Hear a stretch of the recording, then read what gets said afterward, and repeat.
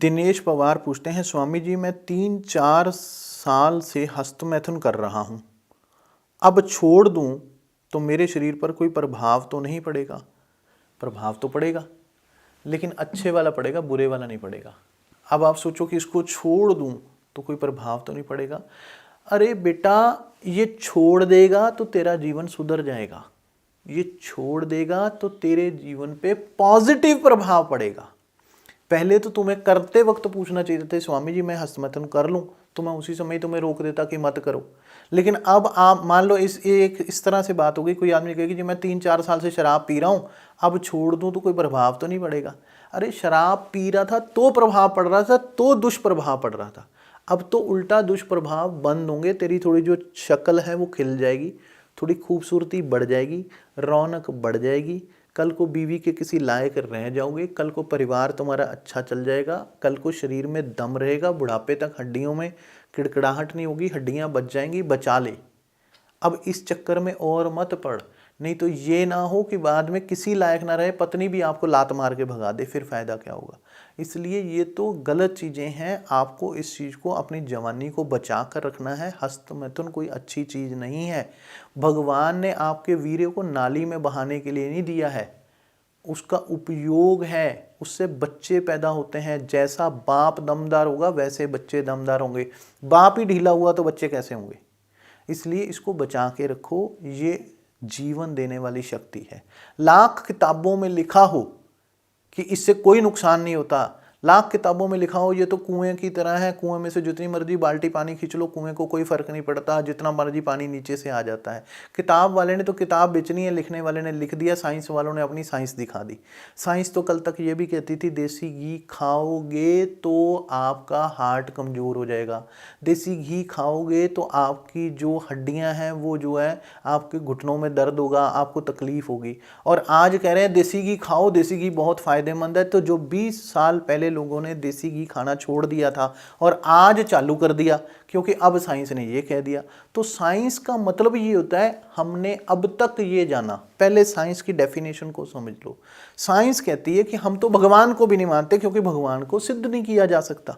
जो चीज़ सिद्ध की जा सकती है, जिसे आप लेबोरेटरी में प्रूव कर सकते हैं, वो है साइंस। और जिसे आप लेबोरेटरी में प्रूव नहीं कर सकते, जिसका आप एविडेंस नहीं दे सकते, जिसे पेपर डॉक्यूमेंट नहीं बन सकते, वो चीज़ों को हम एग्जिस्ट नहीं करते। आप मुझे ये बताओ, एक आदमी के अंदर आत्मा होती है या नहीं होती? मुझे ये बताओ, होती है? तो आप मुझे ये बताओ, साइंस आदमी को पूरा फाड़ के दिखा दे आत्मा कहाँ है, आदमी को चीर लो, बताओ आत्मा कहाँ है। एक व्यक्ति के अंदर खुशी होती है या नहीं होती, दुख होता है या नहीं होता? साइंस उसका पूरा चीरा लगा दे और पूरा पोस्टमार्टम कर दो, पूरी उसकी पूरी डॉक्टरी कर लो, और बताओ खुशी शरीर के किस हिस्से में होती है, गम शरीर के किस हिस्से में होता है? आपके शरीर में मन है, साइंस पूरी चीर फाड़ कर दे और बता दे मन कहां पर है, मैं मान जाऊंगा। तो साइंस अगर मन को नहीं समझ पा रही है तो अब इसमें गलती है।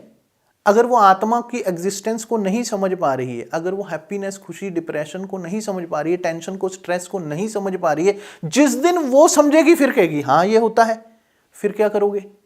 तब तक आपकी बैंड बज जाएगी, आप साइंस माने जा रहे हो।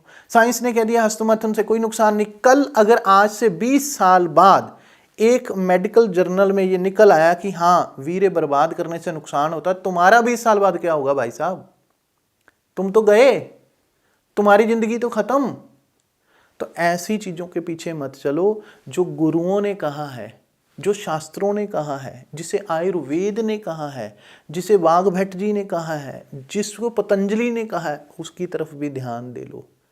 ये नहीं आपके माता पिता दादा जो कह गए उनकी भी सुन लो, बड़े बुजुर्गों की भी सुन लो, और कोई बड़ा बुजुर्ग अगर सिर पर नहीं है तो मेरी सुन लो।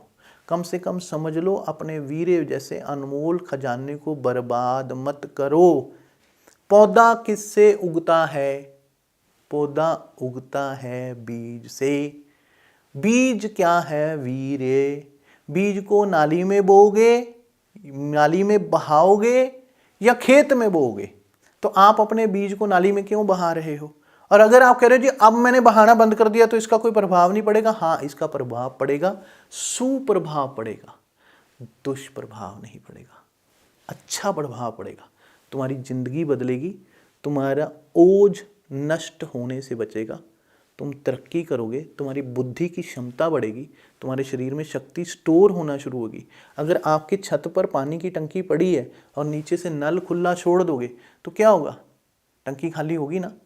इसीलिए अपने शरीर की टंकी खाली मत करो, अपने शरीर में जो शक्ति है उसको मत बहाओ, ये बड़ी कीमती है, इसे बचा कर रखो, किसी के कहने में मत आओ, अपनी अकल का इस्तेमाल करो।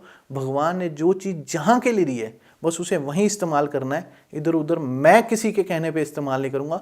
मैं अपने ओज को, अपने तेजस्व को, अपनी शक्ति को, अपनी ऊर्जा को, अपनी जवानी को बचा कर रखूँगा। ये माइंड के साथ चलो, भगवान आपका बहुत भला करेगा। अच्छा कर रहे हैं, छोड़ दिए, छोड़े रखना, किसी के कहने से दोबारा चालू मत करना।